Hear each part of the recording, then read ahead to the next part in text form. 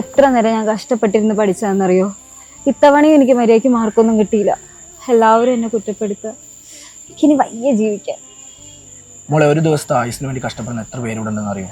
നമുക്കൊരു നിമിഷം തോന്നുന്ന ഒരു പൊട്ട ബുദ്ധി ഒരു ആയുസിൻ്റെ കണ്ണുനീരായി മാറും. നമ്മളെ സ്നേഹിക്കുന്നവരോടുണ്ട്, അത് കാണാനുള്ള മനസ്സ് മതി.